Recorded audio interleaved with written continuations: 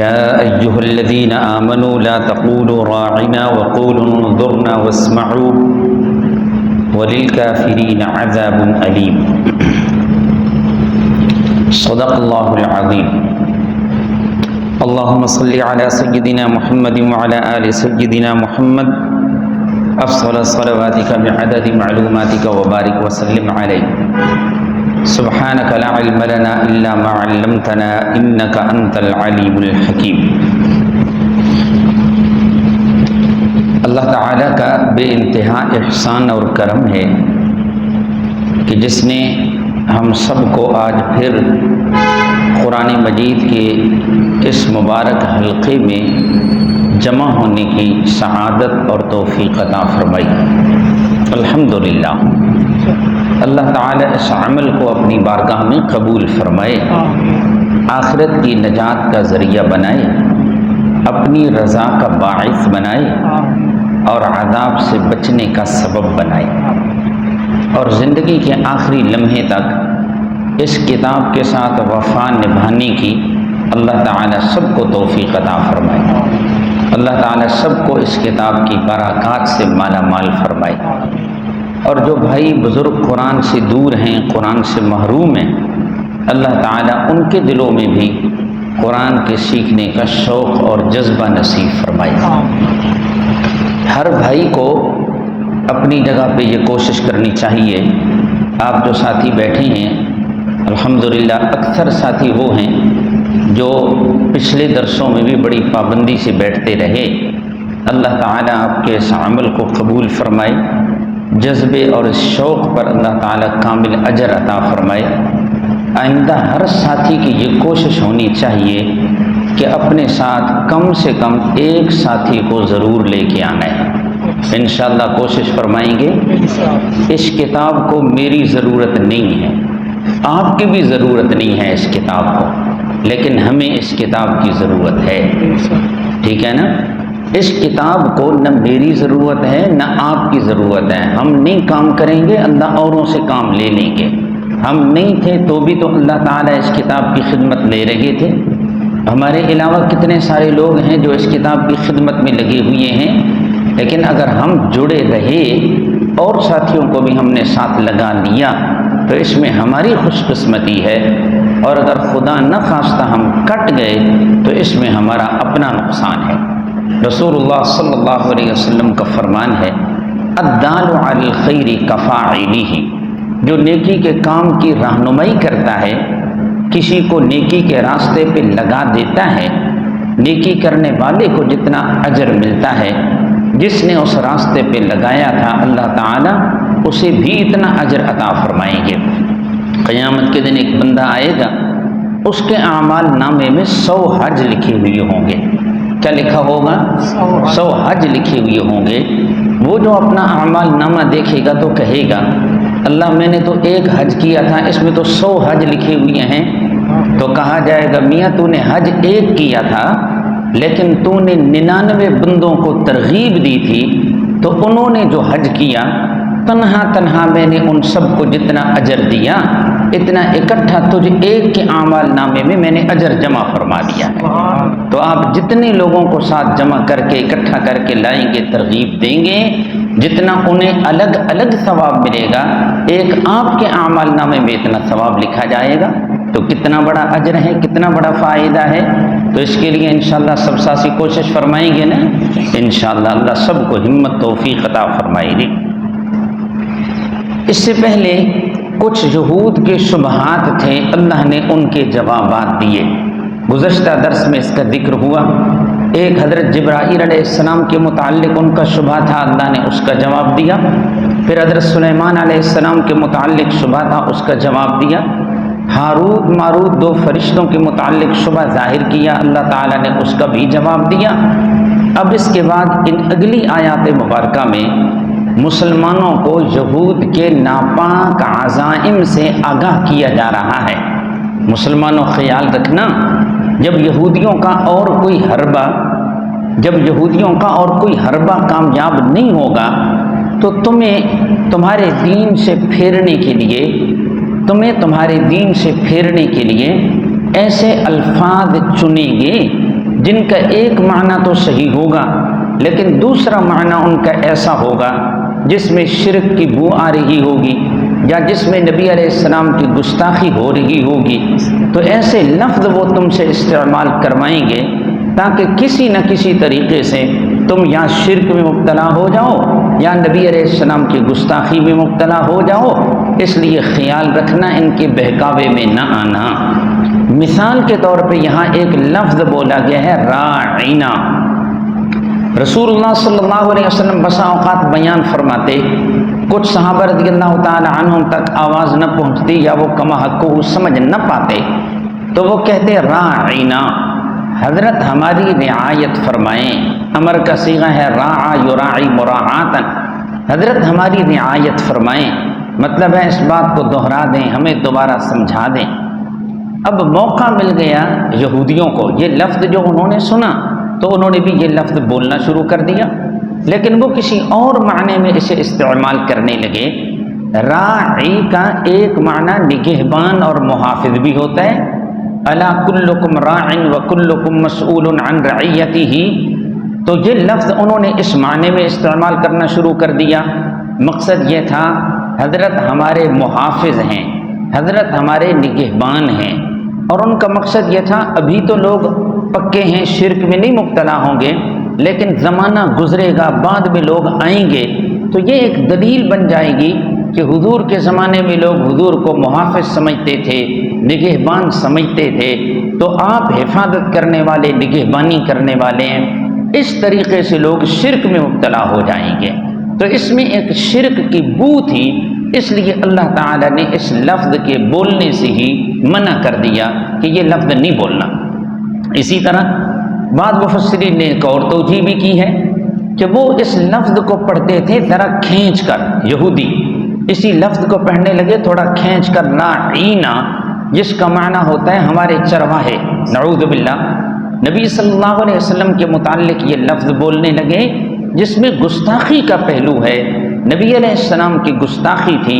اللہ تعالیٰ نے یہ لفظ بولنے سے مسلمانوں کو بھی منع کر دیا کہ اگرچہ ایک معنی اس کا ٹھیک بن رہا ہے کہ حضرت آپ ہماری رعایت کریں، ہمارا خیال کریں، اگرچہ یہ معنی ٹھیک ہے لیکن دوسرے معنی ایسے ہیں جو ٹھیک نہیں بن رہے، اس لیے یہ ٹھیک معنی والا لفظ بھی تم نے نہیں بولنا جی۔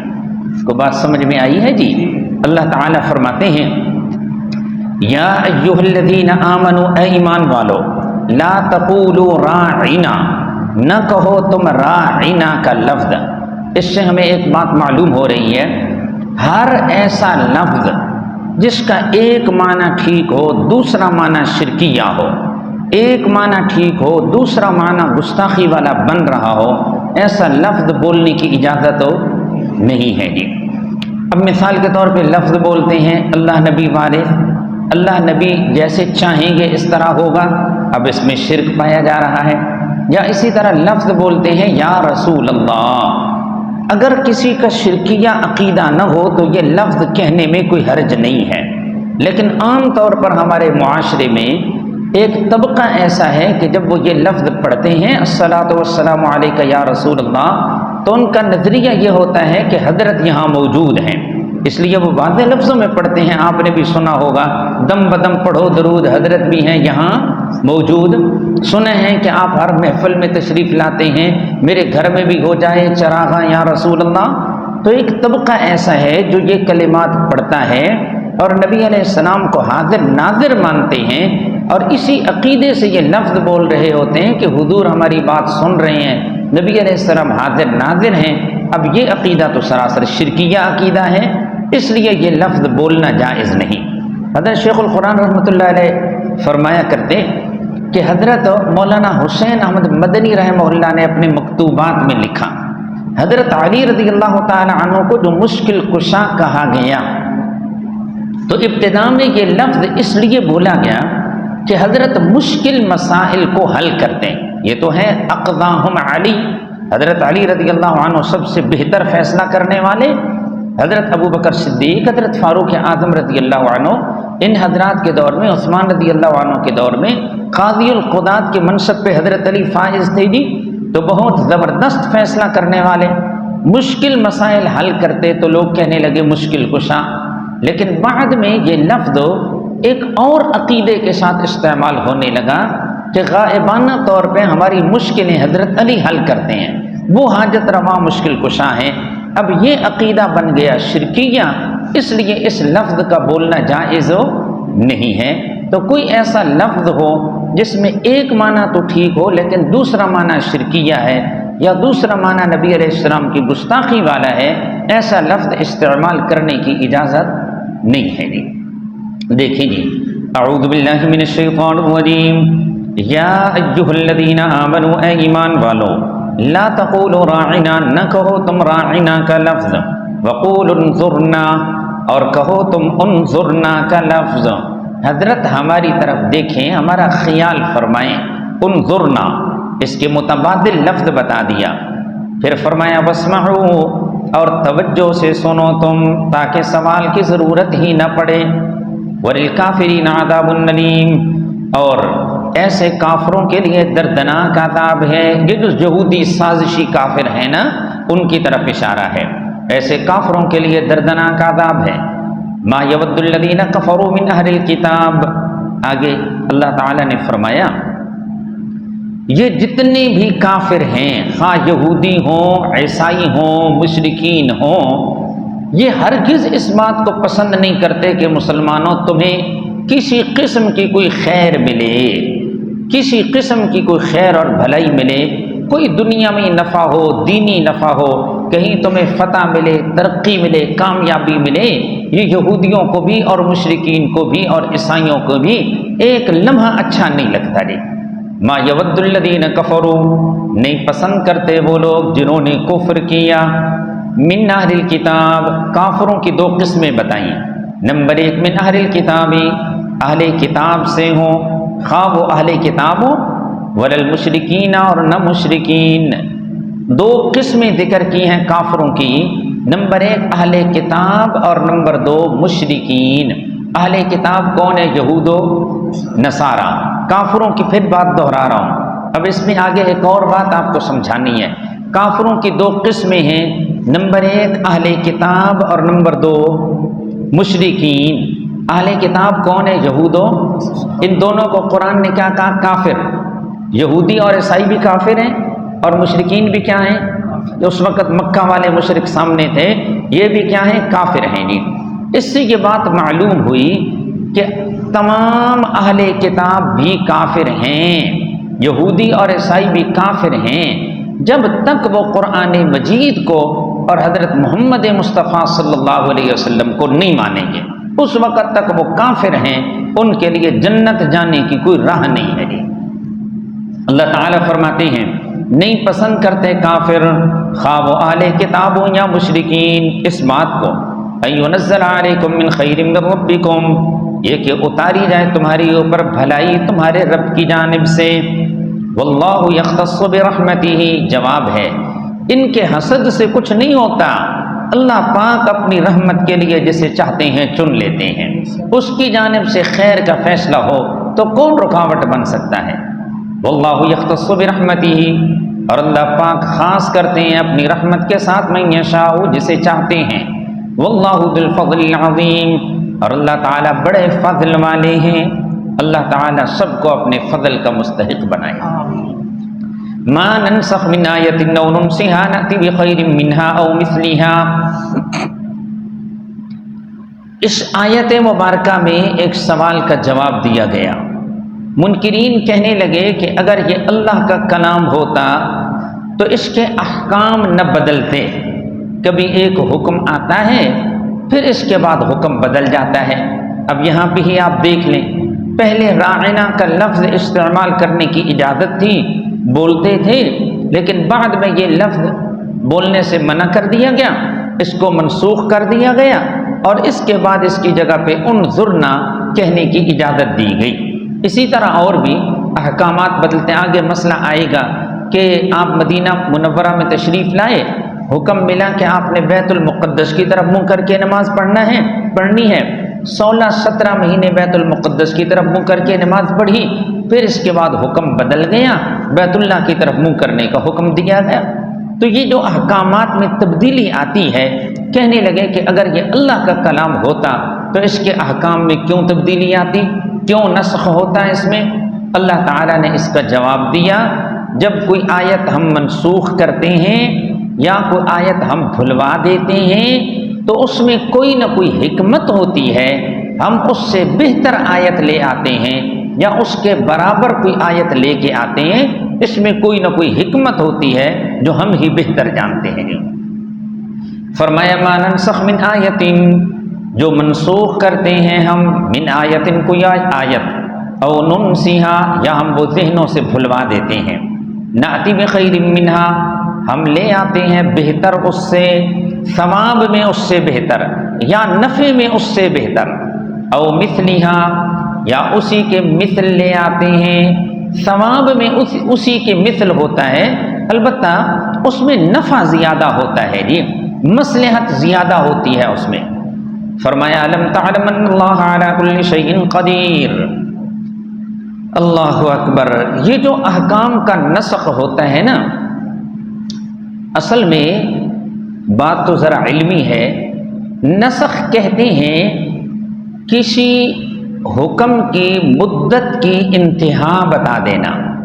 مثال کے طور پہ اللہ پاک نے ایک حکم دیا، اللہ پاک کو شروع سے معلوم ہے کہ یہ حکم اتنے وقت تک کے لیے بہتر رہے گا۔ اب اللہ بتاتے نہیں ہیں کہ یہ حکم اتنے وقت تک کے لیے ہے، اب جب وہ وقت پورا ہو جاتا ہے، اللہ کے ہاں شروع سے ہی ایک حکم کے لیے مدت متعین ہے کہ اتنا عرصہ یہ حکم رہے گا۔ اب جب وہ مدت پوری ہو جاتی ہے تو اللہ پاک پھر دوسرا حکم بھیج دیتے ہیں، اس کو کہتے ہیں نسخ۔ ایک اور مثال کے ذریعے آپ سمجھیں، آپ ایک ڈاکٹر کے پاس جاتے ہیں، ڈاکٹر نے آپ کی بیماری کی تشخیص کی، اس کے بعد آپ کو ایک ہفتے کی دوائی دے دی، کہا یہ دوا استعمال کریں، ہفتے کے بعد میرے پاس آنا۔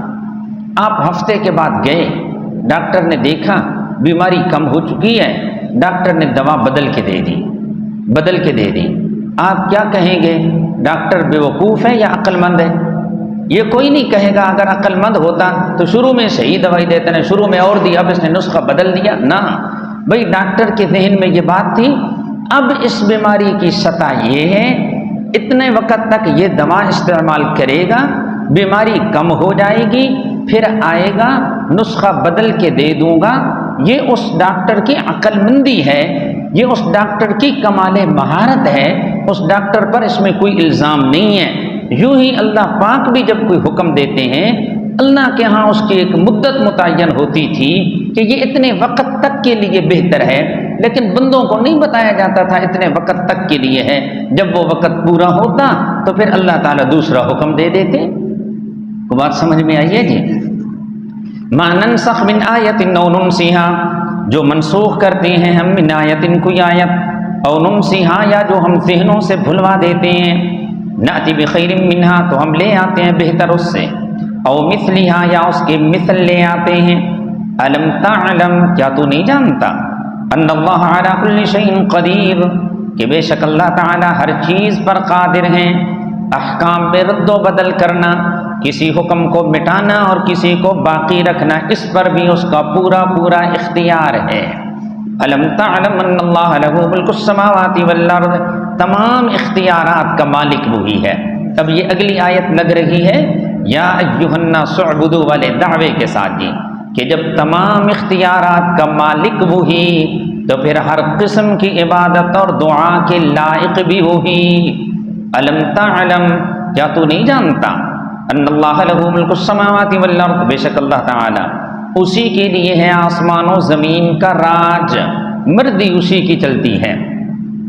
وما لکم من دون اللہ من ولی ولا نصیر، لوگوں نے تو اور بھی کئی سارے حاجت روا مشکل کشا بنا لیے، قرآن ان کے بارے میں کہتا ہے وما لکم من دون اللہ، اور نہیں تمہارے لیے اللہ کے سوا، من ولی کوئی حمایتی، کوئی کارساز، ولا نصیر اور نہ کوئی مدد کرنے والا، ما فوق الاسباب، ظاہری اسباب کے بغیر غائبانہ طور پہ مدد کرنا یہ صرف میرے رب کا کام ہے، اس صفت میں اللہ کے ساتھ کوئی بھی شریک نہیں ہے جی۔ من ولی ولا نصیر، آگے ام تریدون ان تسألوا رسولکم کما سئل موسیٰ من قبل، اس اگلی آیت مبارکہ میں مسلمانوں کو بھی، منافقین کو بھی، یہودیوں کو بھی نبی صلی اللہ علیہ وسلم پر بے جان سوالات کرنے، اعتراضات کرنے سے منع کیا گیا۔ اصل تو یہودیوں کو اور منافقین کو خطاب کیا گیا، لیکن ساتھ ساتھ مسلمانوں کو بھی سمجھایا گیا ہے کہ جس طرح کے بے جان سوالات یہودیوں نے حضرت موسیٰ علیہ السلام سے کیے تھے، تم نے اپنے پیغمبر صلی اللہ علیہ وسلم پہ اس قسم کا کوئی سوال نہیں کرنا۔ مثال کے طور پہ یہودیوں نے حضرت موسیٰ علیہ السلام کو کہا تھا ارین اللہ جہرتن، حضرت ہم آپ کی بات تب مانیں گے جب آپ ہمیں اللہ پاک آمنے سامنے دکھا دیں۔ اتنی بڑی گستاخی پہ اتر آئے۔ اور ایک موقع پہ یہودیوں نے، بنی اسرائیل نے حضرت موسیٰ علیہ السلام سے کہا تھا اجعل لنا الہا کما لہم آلہہ، سورۃ الاعراف میں ہے۔ ایک قوم کو دیکھا گائے کے بت بنائے ہوئے ہیں اور اس کی عبادت میں لگے ہوئے ہیں، تو موسیٰ علیہ السلام کو کہنے لگے ہمیں بھی آپ ایسا معبود بنا کے دے دیں جس طرح ان کا معبود ہے۔ حضرت موسیٰ علیہ السلام نے ان کی تردید فرمائی، ان کو سمجھایا یہ کیا جاہلوں والی، بیوقوفوں والی باتیں کر رہی ہو۔ تو اللہ پاک یہاں فرما رہے ہیں تم نے اس قسم کا کوئی شرکیہ بول نہیں بولنا، اپنے نبی کے سامنے اس قسم کا کوئی مطالبہ کبھی نہ کرنا جی۔ دیکھیں جی، ام تریدون ان تسألوا رسولکم، اب راعنا کے لفظ میں بھی ایک شرکیہ پہلو تھا نا، اس لیے اس لفظ کے بولنے سے بھی منع کر دیا گیا۔ فرمایا ام تریدون، کیا تم چاہتے ہو، ان تسألوا رسولکم، یہ کہ تم بے جا درخواستیں دو اپنے رسول کو، کما سئل موسیٰ، جیسا کہ مطالبہ کیا گیا موسیٰ علیہ السلام سے، من قبل، اس سے پہلے، ومن یتبدل الکفر بالایمان، اور جو لے لے کفر کو ایمان کے بدلے، یعنی ایمان کے مقابلے میں جو کفر کو ترجیح دے، جو کفر کو پسند کرے، فقد ضل سواء السبیل، یقیناً وہ بھٹک گیا سیدھے راستے سے۔ ود کثیر من اہل الکتاب لو یردونکم، اگلی آیت میں اللہ تعالیٰ بتا رہے ہیں یہ جو یہودی شبہات ظاہر کرتے ہیں اس سے ان کا مقصد کیا ہے۔ یہودی ہوں یا عیسائی ہوں، وہ یہ چاہتے ہیں کہ کسی طریقے سے تم کافر بن جاؤ۔ دیکھیں، یہود و نصارہ سے متعلق یہ وہ باتیں ہیں جو قرآن بتا رہا ہے، اور قرآن اللہ کا کلام ہے، اور اللہ پاک عالم الغیب ہے، اللہ دلوں کے بھید جانتے ہیں۔ اللہ پاک کو پتہ ہے کہ یہودیوں کے دلوں میں کیا ہے اور عیسائیوں کے دلوں میں کیا ہے۔ مسلمانوں سے متعلق کوئی خیر خواہی والا جذبہ ہے یا بالکل نہیں۔ ابھی پیچھے آپ نے پڑھا کہ یہودی ہوں یا عیسائی ہوں یا مشرکین ہوں، وہ اس بات کو کبھی پسند نہیں کرتے کہ مسلمانوں تمہیں کسی قسم کی کوئی خیر ملے۔ تو کیا معلوم ہوا وہ تمہارے دوست ہیں کہ دشمن ہیں؟ دشمن ہیں۔ اب بتایا جا رہا ہے کہ یہود و نصارہ کی یہ چاہت ہے کہ تم کافر بن جاؤ، اگر وہ خود جہنم میں جا رہے ہیں تو تم کیوں جنت میں جاؤ؟ وہ تمہیں کافر بنانا چاہتے ہیں۔ وجہ کیا ہے بھائی کافر بنانے کی؟ ہم نے ان کا کیا نقصان کیا؟ اللہ پاک فرماتے ہیں ان کے دلوں میں حسد جوش مار رہا ہے، اس حسد کی وجہ سے تمہیں کافر بنانا چاہتے ہیں۔ کس وجہ سے جی؟ حسد کی وجہ سے۔ اللہ تعالیٰ فرماتے ہیں وَدَّ كَثِيرٌ مِّنْ أَهْلِ الْكِتَابِ، چاہتے ہیں بہت سے اہل کتاب، یہودی ہوں یا عیسائی ہوں، لَوْ يَرُدُّونَكُمْ، تمہیں پھیر دینا، مِن بَعْدِ ایمانکم، تمہارے ایمان کے بعد، کفاراً کافر بنا کر، حسدم من عند انفسہم، اپنے دلی حسد کی وجہ سے، من بعد ما تبین لهم الحق، بعد اس کے کہ واضح ہو گیا ان کے لیے حق، پتہ بھی چل گیا کہ یہ حق ہے، لیکن پھر بھی وہ تمہیں کافر بنانا چاہتے ہیں۔ کس وجہ سے جی؟ حسد کی وجہ سے جی۔ حسد کس کو کہتے ہیں؟ ایک بندے کو اللہ نے کوئی نعمت دی، یہ تمنا کرنا کہ اللہ کرے اس بندے سے یہ نعمت چھن جائے۔ کسی بندے کو اللہ نے مکان دیا، گاڑی دی، عزت دی، عہدہ دیا، دوسرا بندہ یہ تمنا کرتا ہے کہ مجھے ملے نہ ملے، اللہ کرے اس سے چھن جائے، اس کو حسد کہا جاتا ہے، اور یہ بڑی خطرناک بیماری ہے۔ حسد کرنا یہ حرام ہے، اور نبی علیہ السلام نے ایک حدیث میں فرمایا حسد نیکیوں کو ایسے کھا جاتا ہے جیسے لکڑیوں کو آگ کھا جاتی ہے جی، اور یہ تمام برائیوں کا سرچشمہ ہے۔ پھر انسان اور بھی بہت ساری برائیوں میں مبتلا ہو جاتا ہے حسد کی وجہ سے جی۔ اللہ تعالیٰ سب کو بچائے جی۔ حسد کی وجہ سے ہی ابلیس بھی جنت سے نکالا گیا، حسد کی وجہ سے ہی آدم علیہ السلام کے بیٹے قابیل نے اپنے بھائی حابیل کو قتل کیا تھا۔ اس کے مقابلے میں دوسرا ایک غبطہ ہے جس کو ریس کہا جاتا ہے، وہ جائز ہے۔ ایک بندے کو اللہ نے نعمت دی، آپ یہ تمنا رکھتے ہیں اللہ کرے یہ نعمت اس کے پاس رہے، اسے نصیب ہو، اللہ کے خزانے میں کوئی کمی نہیں، مولا اپنے فضل سے اس طرح کی نعمت مجھے بھی دے دے، اس کو ریس اور غبطہ کہا جاتا ہے، یہ جائز ہے جی۔ دیکھیں جی، اب جناب جب مسلمانوں کو پتہ چلا یہ یہودی اور عیسائی تو ہمارے دشمن ہیں، یہ تو ہمیں کافر بنانا چاہتے ہیں، تو لازمی بات ہے کہ مسلمانوں کو غصہ تو آیا ہوگا اس بات پہ۔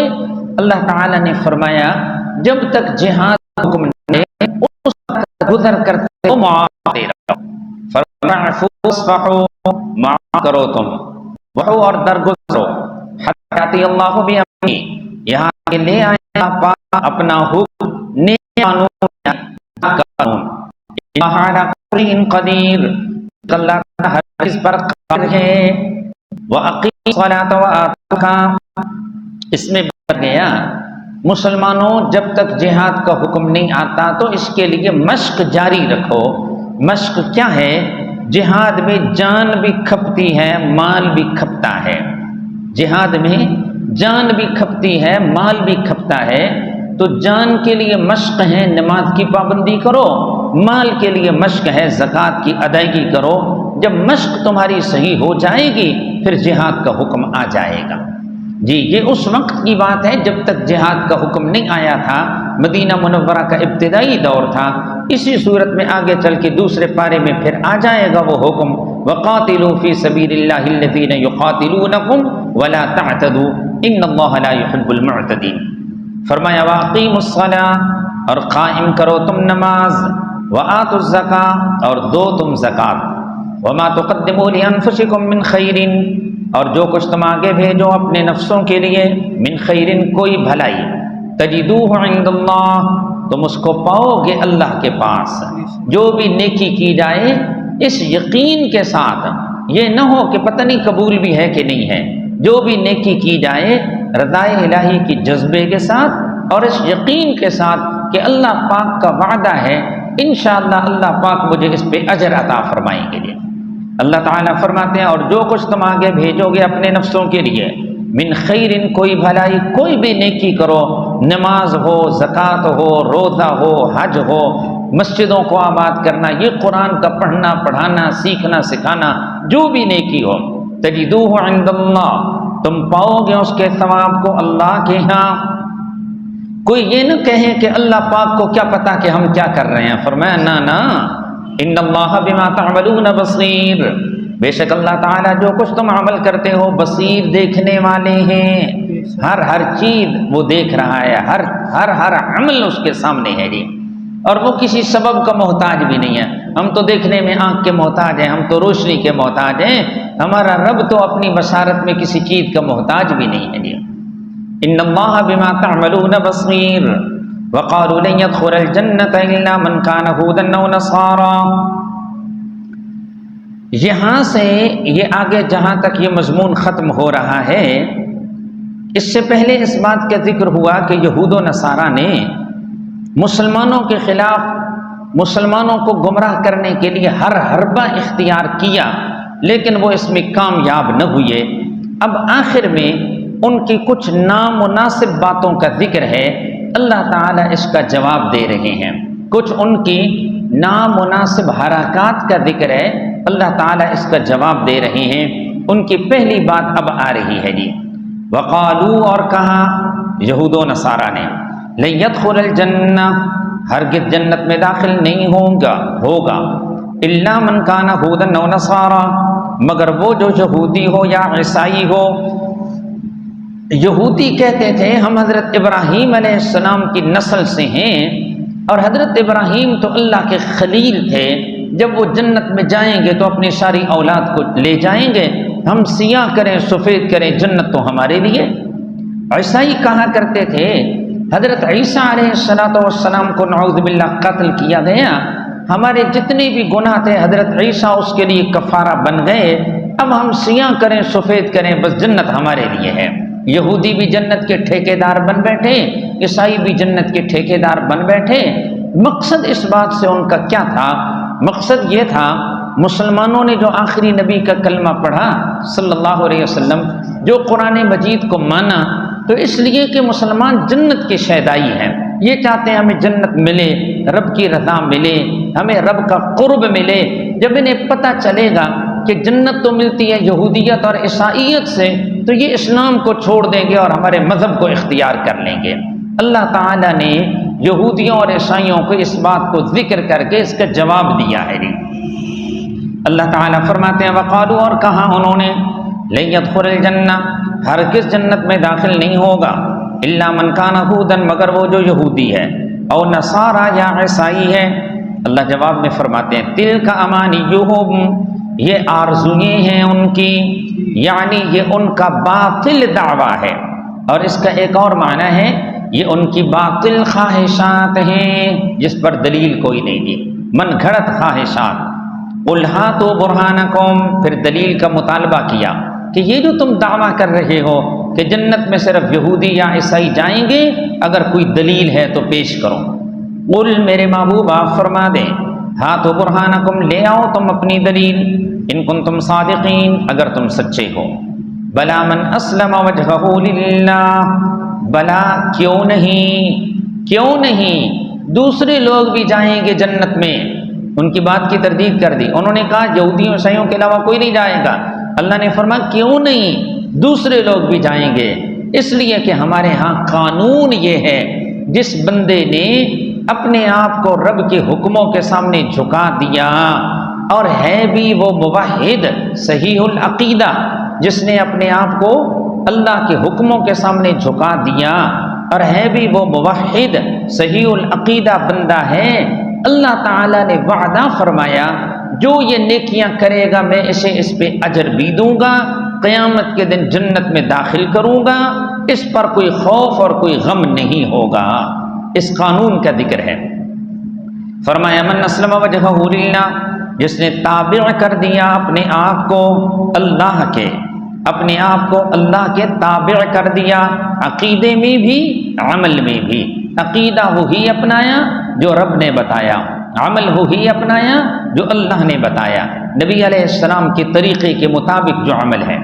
فرمایا وہو محسن، اس حال میں کہ وہ موحد ہے، وہ مخلص ہے، وہ منافق نہیں۔ تفسیر جلالین میں وہو موحد، اس حال میں کہ وہ صحیح العقیدہ ہے، موحد ہے، فلہ اجرہ عند ربہ، پس اس کے لیے اس کا اجر ہے، ثواب ہے اس کے رب کے ہاں۔ ولا خوف علیہم، اور نہیں کوئی خوف ہوگا ان پر، ولا هم يحزنون، اور نہ وہ غمگین ہوں گے۔ وقالت اليہود لیست النصارى علی شیء، یہ ایک دوسری بات یہود و نصارہ کی ذکر کی جا رہی ہے۔ یہ یہودی اور عیسائی ان کا آپس میں بھی بہت بڑا اختلاف تھا۔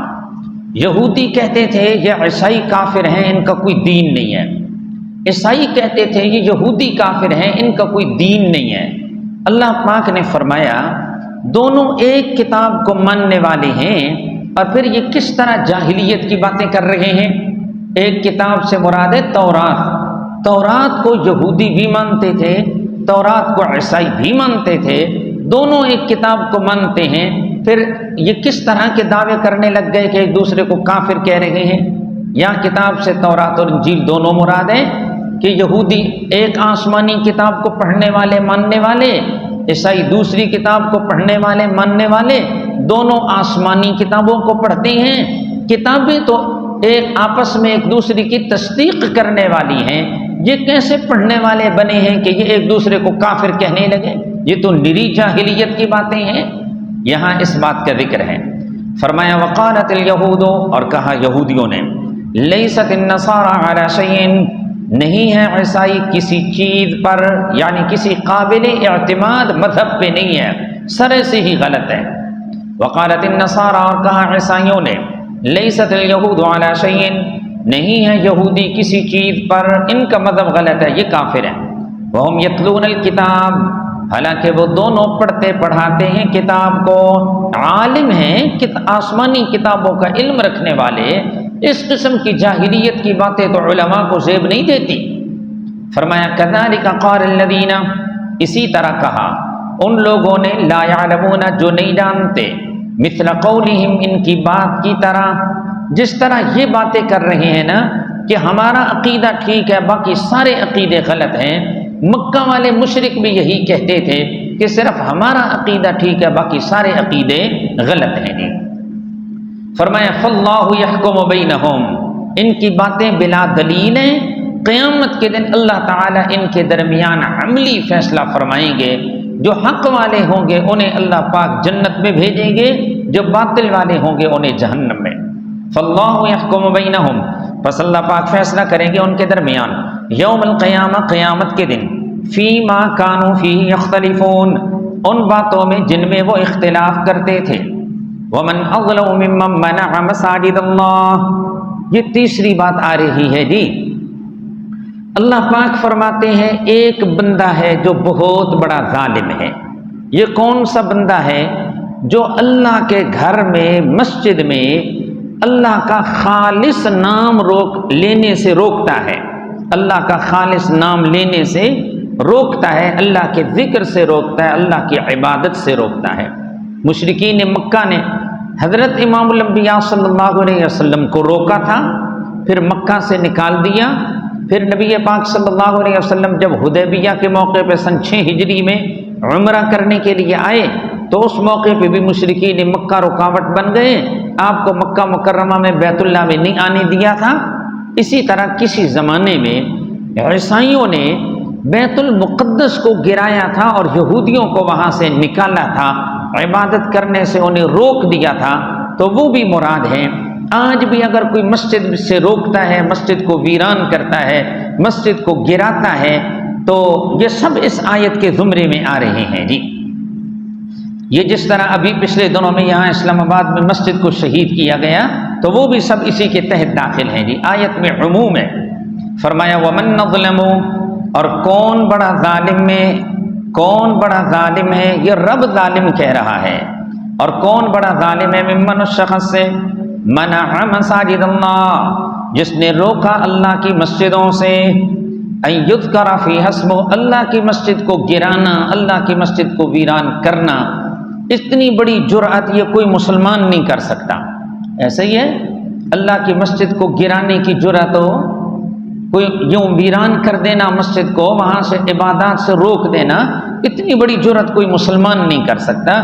مسلمان کتنے کمزور ایمان والا کیوں نہ ہو، مسجد کے اندر اگر نہیں بھی آتا نا، باہر سے بھی گزرے گا تو مسجد کو ہاتھ لگا کے مسجد کو اپنے ہاتھوں کو چوم رہا ہوگا، کچھ بھی ہے۔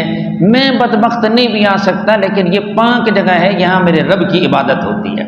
مسلمان کا ضمیر ایسا ہے جی۔ بہرحال جی، ومن اظلم، اور کون بڑا ظالم ہے اس شخص سے، منع مساجد اللہ، جس نے روکا اللہ کی مسجدوں سے، ان یذکر فیہا اسمہ، یعنی اس بات سے کہ مسجد میں اللہ کا خالص نام بولا جائے، اللہ کے نام کا ذکر کیا جائے۔ دیکھیں کوئی بھی کافر ہے نا، صرف اللہ اللہ کہنے سے کوئی نہیں روکتا، یہاں پر مراد ہے اللہ کی توحید سے روکتا ہے جی۔ مسجد کو شرک کا اڈا بنایا ہوا ہے، مسجد میں توحید بیان کرنے سے روکتا ہے۔ وسعی فی خرابیہا، اور کوشش کی اس نے اس مسجد کو اجاڑنے کی، مسجد کے اجاڑنے میں وہ کوشاں رہتا ہے۔ اجاڑنا یہ بھی ہے کہ مسجد کو گرا دیا، یہ بھی ہے کہ توحید بیان کرنے سے روک دیا، مسجد کے اندر شرک ہو رہا ہے۔ مشرک بندے کی عبادت سے تو مسجد آبادی نہیں ہوتی، اس کی تو عبادت کرنا نہ کرنا برابر ہے، حبطت اعمالہم کا فیصلہ ہو جاتا ہے۔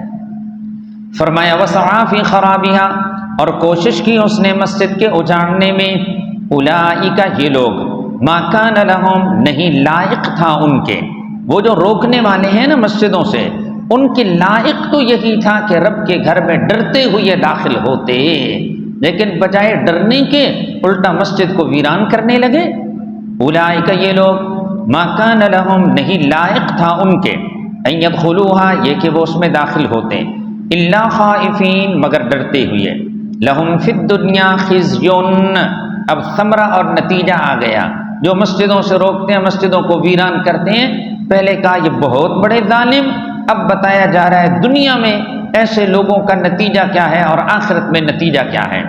لہم فی الدنیا خزی، ان کے لیے دنیا میں رسوائی ہے، آخرت میں ولہم فی الآخرۃ، اور ان کے لیے آخرت میں عذاب عظیم، بڑا عذاب ہے۔ یہ قرآن کا فیصلہ ہے نہیں۔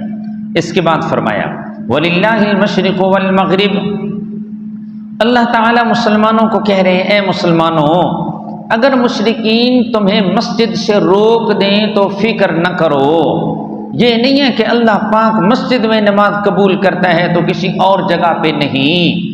کسی بھی پاک جگہ پہ نماز پڑھ لو گے، جہاں کہیں بھی نماز پڑھو گے، مشرق بھی اللہ کا، مغرب بھی اللہ کا، شمال جنوب بھی اللہ کا، جہاں بھی رب کے دھرتی پہ قبلے کی طرف منہ کر کے نماز پڑھو گے، وہاں اللہ پاک موجود ہے، اللہ تمہاری عبادت کو قبول فرمائے گا۔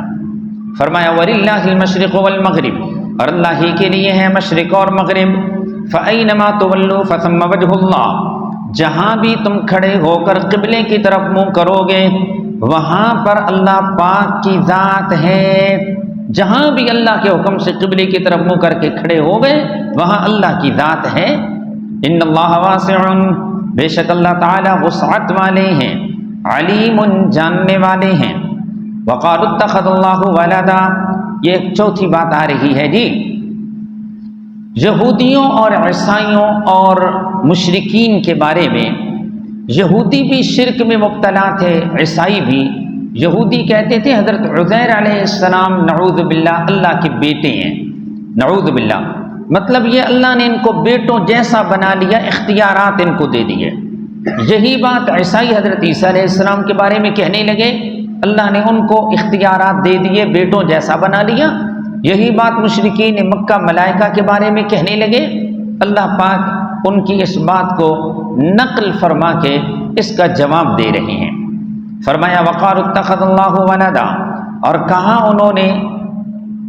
انہوں نے، یہودیوں نے بھی، عیسائیوں نے بھی، مشرکین نے بھی، اتخذ اللہ ولدا، بنا لی ہے اللہ پاک نے، ولدن اولاد، مراد ہے اللہ نے مخلوقات میں سے بعضوں کو اپنا نائب بنا لیا، ان کو بھی کچھ اختیارات دے دیے، یہ بھی حاجت روائی مشکل کشائی کرتے ہیں، ان کی عبادت کرنے سے بھی اللہ پاک راضی ہوتے ہیں، یہ عقیدہ بنا لیا۔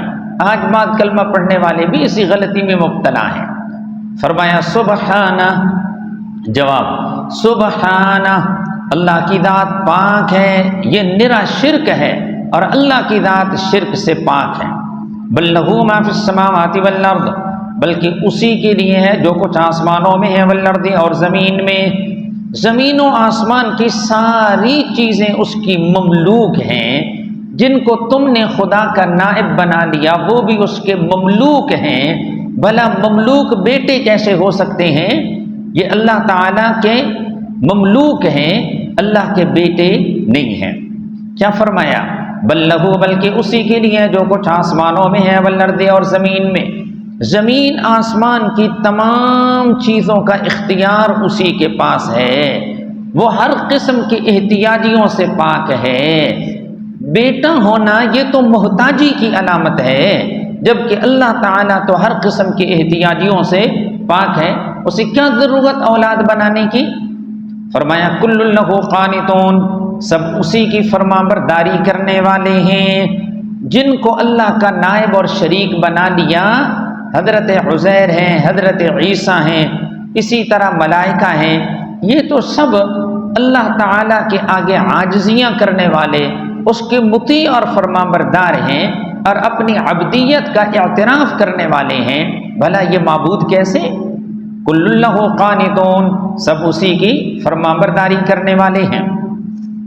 بدیع السماوات والارض، اثر نو پیدا کرنے والا ہے آسمانوں کو اور زمین کو، کسی سابقہ مٹیریل، نمونے، نقشے کے بغیر اللہ پاک نے خود سے بنایا ہے شروع سے زمین و آسمان کو، جس کی اتنی بڑی قدرت، اتنا بڑا کام کر لیا، تو انسانوں تمہارے چھوٹے چھوٹے کام کرنا اس کے لیے کیا مشکل ہے کہ اس کے لیے تم کہتے ہو کہ اس نے نائب بنا لیے؟ ہرگز نہیں۔ اس کی قدرت تو اتنی کامل ہے۔ وَإِذَا قَضَىٰ أَمْرًا، جب وہ ارادہ کرتا ہے کسی چیز کا، قضا ارادہ، جب وہ ارادہ کرتا ہے کسی چیز کا، فَإِنَّمَا يَقُولُ لَهُ، بس بے شک وہ اس کے لیے کہہ دیتا ہے کن ہو جا، فَيَكُونُ، پس وہ ہو جاتا ہے۔ یہ کن فیکون یہ سرعت سے کنایا ہے۔ اللہ پاک کسی چیز کا ارادہ کر لیں فوراً وہ چیز وجود میں آ جاتی ہے، اسے کن کہنے کی ضرورت بھی نہیں پڑتی۔ تو جس کے اختیار اتنے کامل ہیں، بھلا اسے کیا ضرورت ہے کسی کو نائب بنانے کی؟ اس کے بعد جی اگلی آیت مبارکہ میں مشرکین مکہ کی ایک اور نامناسب بات کا ذکر کر کے اللہ پاک اس کا جواب دے رہے ہیں۔ اب یہ مضمون اختتام کی طرف جا رہا ہے۔ فرمایا وقال الذین لا يعلمون، اور کہا ان لوگوں نے جو علم نہیں رکھتے، مکہ والے نرے جاہل، کیا کہا انہوں نے؟ لولا یکلمون اللہ، نمبر 1 اللہ پاک ہم سے کلام نہیں کرتے، کیوں نہیں کرتے؟ لولا یکلمون اللہ، کیوں نہیں کلام کرتے ہم سے اللہ تعالی؟ اللہ تعالی جس طرح فرشتوں سے کلام کرتے ہیں، یا جس طرح انبیاء کی طرف اللہ پاک وحی بھیجتے ہیں، اس طرح اللہ پاک ہم سے کلام کیوں نہیں کرتے؟ نمبر 2 او تأتینا آیا، یا کیوں نہیں آتی ہمارے پاس نشانی؟ جس طرح کے معجزوں کا ہم مطالبہ کرتے ہیں، ہمارے فرمائشی معجزے پوری کیوں نہیں ہوتے؟ اللہ تعالیٰ اس کا جواب دیتے ہیں۔ فرمایا کذالک قال الذین من قبلہم مثل قولہم، اسی طرح کہا ان لوگوں نے جو ان سے پہلے تھے۔ یہ اس قسم کے مطالبے یہ طلب حق کے لیے نہیں ہے، یہ انابت کے ساتھ نہیں ہے کہ حق کے متلاشی ہیں اور چاہتے ہیں کہ اس طریقے سے ہمیں حق مل جائے، بلکہ یہ مطالبے محض ضد پہ مبنی ہے۔ پہلے کافر بھی اسی طرح کی باتیں کرتے تھے۔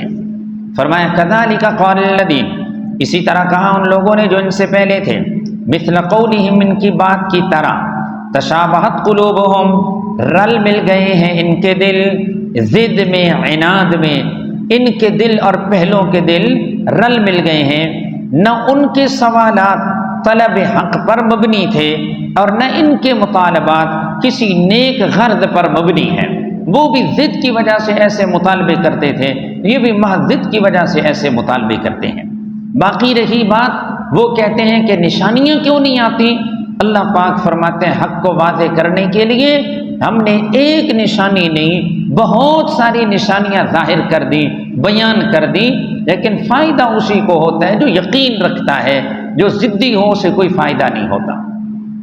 فرمایا قد بینا الآیات، تاکہ بیان کر دی ہیں ہم نے نشانیاں، لقوم یوقنون، ان لوگوں کے لیے جو یقین رکھتے ہیں۔ انا ارسلناک بالحق بشیرا ونذیرا، اب آخر میں آپ صلی اللہ علیہ وسلم کے لیے تسلی کا ذکر ہے۔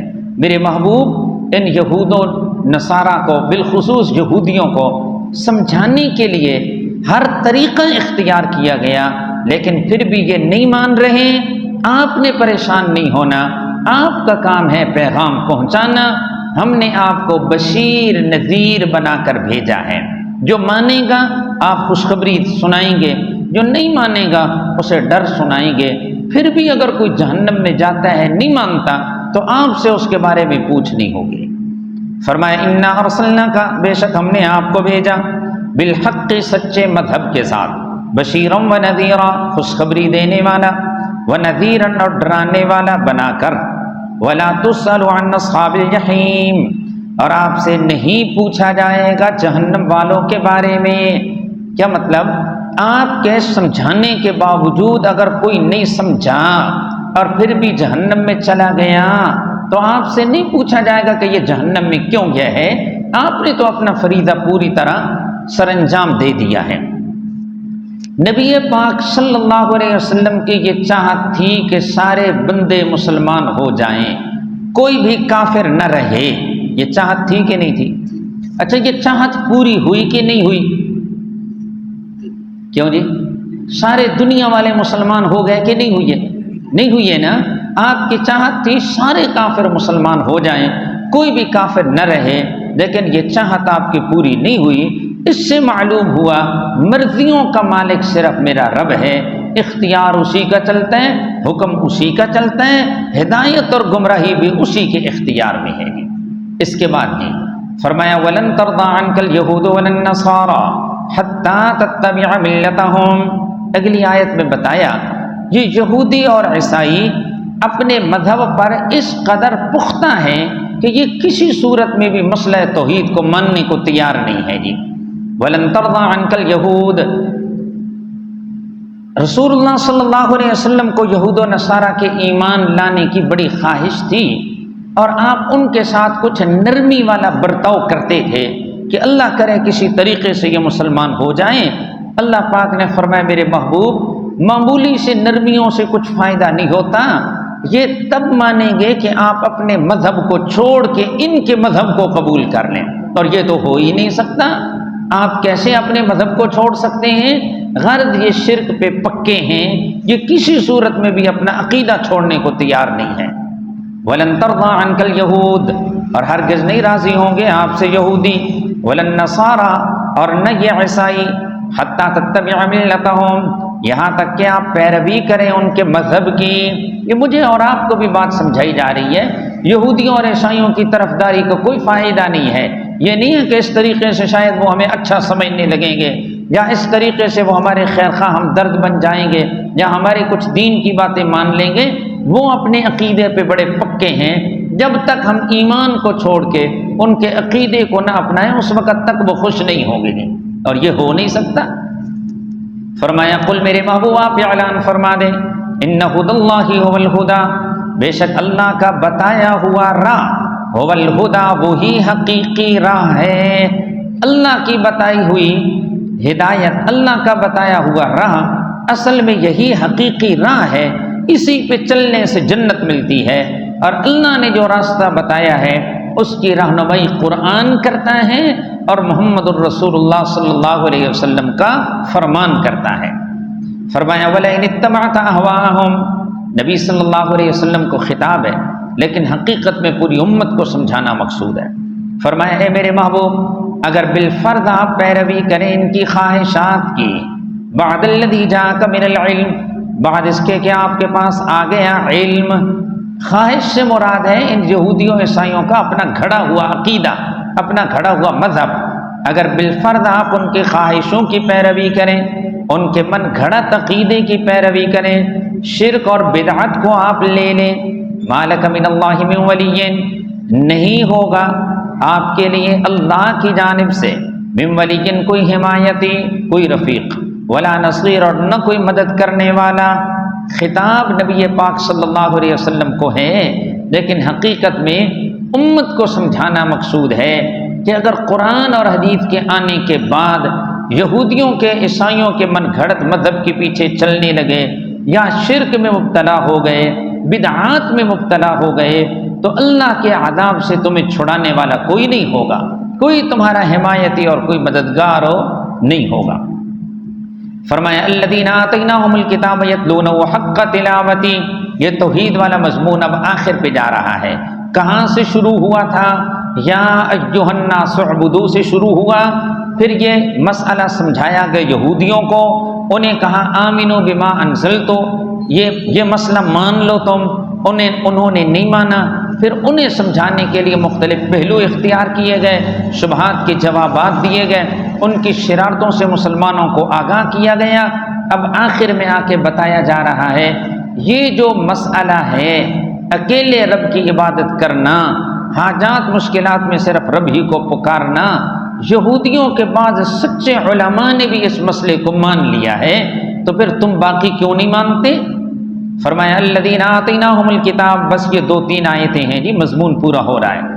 الذین آتیناہم الکتاب، وہ لوگ جن کو ہم نے کتاب دی، یہودی یا اسی طرح عیسائی، یتلونہ، بشرطے کہ وہ اس کو پڑھتے ہیں، حق تلاوتہ، جس طرح کہ اس کو پڑھنے کا حق ہے، تورات اور انجیل، بشرطے کہ وہ اسے اس طرح پڑھیں جس طرح پڑھنے کا حق ہے۔ تو یہ ہو ہی نہیں سکتا کہ وہ مومن نہ بنے، وہ یقیناً پھر مومن بن جائیں گے، کیونکہ تورات اور انجیل میں قرآن کی تصدیق ہے، تورات اور انجیل میں نبی پاک صلی اللہ علیہ وسلم کی صفات کا ذکر تھا۔ جس طرح یہودیوں میں حضرت عبداللہ بن سلام رضی اللہ عنہ، دیگر کچھ حضرات عیسائیوں میں وہ حبشہ کے جو بادشاہ تھے اور ان کے ساتھ ان کے متبعین وہ کئی سارے مسلمان ہو گئے تھے۔ فرمایا الذین آتیناہم الکتاب، وہ لوگ جن کو ہم نے کتاب دی، یتلونہ بشرطے کہ وہ اس کو پڑھتے ہیں جس طرح کہ اس کے پڑھنے کا حق ہے، اولئک یؤمنون بہ، یہ لوگ ایمان لاتے ہیں اس حق کے ساتھ، یا یہ لوگ ایمان لاتے ہیں نبی پاک صلی اللہ علیہ وسلم کے ساتھ۔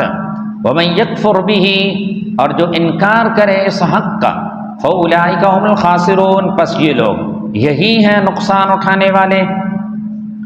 آگے اگلی جو دو آیات ہیں یہودیوں سے متعلق جو تفصیلی اصلاحی پروگرام چلا تو وہاں بھی اسی طرح کی دو آیتیں ہیں۔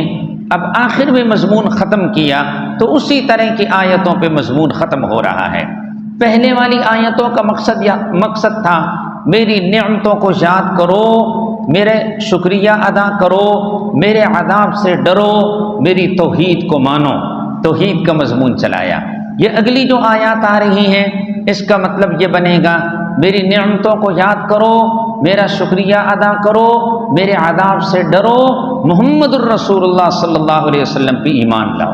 پہلے توحید کا ذکر تھا، اس کے بعد آگے پھر رسالت کا مضمون آ رہا ہے۔ آسان لفظوں میں یوں سمجھیں، پہلے لا الہ الا اللہ کا ذکر تھا، اب آگے محمد الرسول اللہ کا ذکر آئے گا۔ جی ان دو آیتوں کو پڑھ لیتے ہیں، انشاءاللہ یہ مضمون اس سے اگلی آیت میں پھر شروع ہوگا۔ فرمایا یا بنی اسرائیل، ان دونوں آیتوں سے متعلق تفصیلی گفتگو اس سے پہلے ہو چکی ہے۔ فرمایا اے بنی اسرائیل اذکروا نعمتی، یاد کرو تم میری نعمتوں کو، التی انعمت علیکم، وہ جو میں نے تم پہ کی، وانی فضلتکم علی العالمین، اور بے شک میں نے تمہیں فضیلت دی اس وقت کے جہان والوں پر، واتقوا یوم لا تجزی نفس عن نفس، اور ڈرو تم اس دن سے کہ نہیں کام آئے گا کوئی نفس کسی نفس کو شیئا کچھ بھی، کوئی بھی نفس کسی بھی نفس کو کچھ بھی کام نہیں آئے گا، ولا يقبل منها عدل، اور نہیں قبول کیا جائے گا اس سے عدل کوئی فدیہ کوئی بدلہ، ولا تنفعها شفاعت، اور نہیں نفع دے گی اسے شفاعت، ولا هم ينصرون، اور نہ وہ مدد کیے جائیں گے۔ اب اس کے بعد آگے جی مضمون رسالت آ رہا ہے۔ رسول اللہ صلی اللہ علیہ وسلم کی نبوت اور رسالت پر دو اہم دلائل آئیں گے، پھر اس کے بعد اس پر دو اعتراضات ہوں گے منکرین کے، ان اعتراضات کے جوابات آئیں گے انشاءاللہ تعالی آئندہ درس میں۔ شروع میں جو ایک گزارش کی تھی ساتھی انشاءاللہ اس کی کوشش کریں گے جی، اگلی دفعہ اپنے ساتھ اور ساتھیوں کو بھی لے کے آئیں گے نا انشاءاللہ۔ اس حلقے کو بڑھانا ہے، اللہ آپ سب کی اس محنت کو قبول فرمائے۔ سبحان